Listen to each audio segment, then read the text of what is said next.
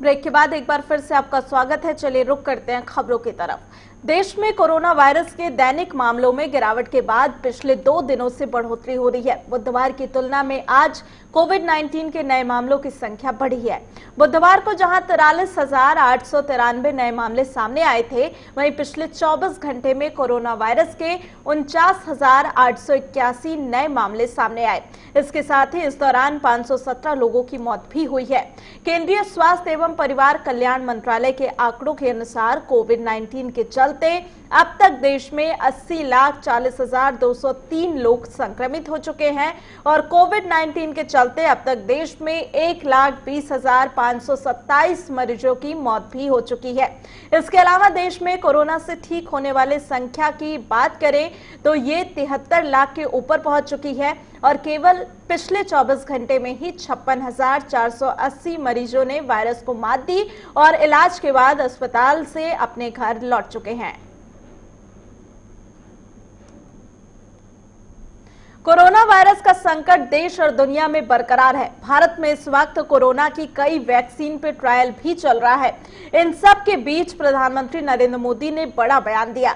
प्रधानमंत्री नरेंद्र मोदी ने कहा कि जब भारत में कोविड वैक्सीन उपलब्ध होगी तो हर नागरिक को वैक्सीन दी जाएगी, कोई भी छूट नहीं पाएगा।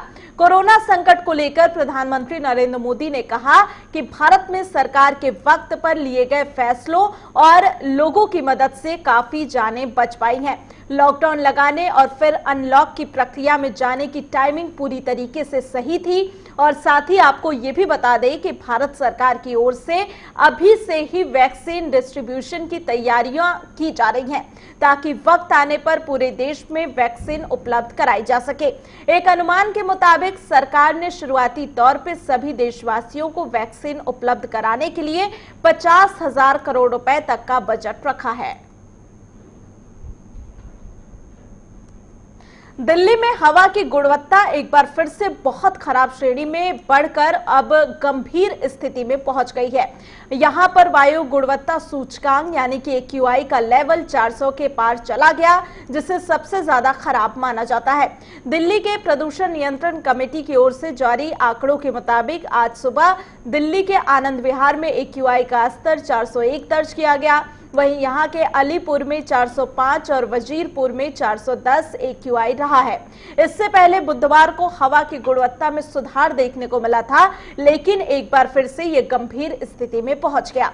बुधवार की सुबह दिल्ली का AQI 281 दर्ज किया गया था, जो खराब श्रेणी में आता है। इससे पहले लगातार 5 दिन तक AQI बेहद खराब श्रेणी में था और बुधवार से पहले के आंकड़ों की बात करें तो 24 घंटे का औसत AQI मंगलवार को 312, सोमवार को 353, रविवार को 349 और शनिवार को 345, तो वहीं शुक्रवार को 366 रहा था।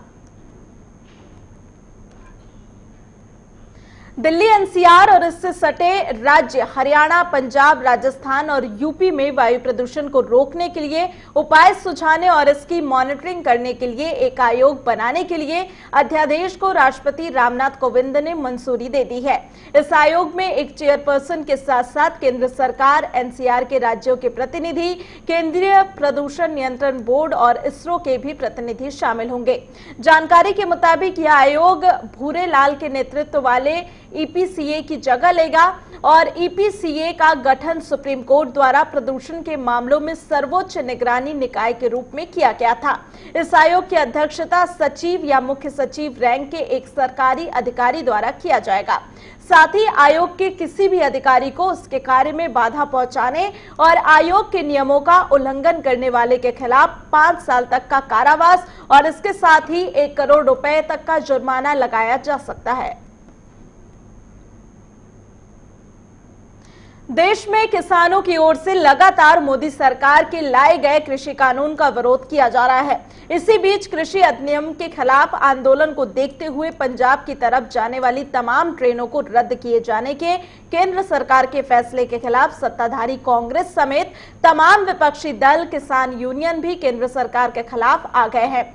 किसान संगठन का कहना है कि केंद्र की बीजेपी सरकार पंजाब के किसान संगठन और पंजाब सरकार के साथ बदली की कार्रवाई क्यूआई के तहत मालगाड़ियों को आने नहीं दे रही, ताकि पंजाब के लोग परेशान हो।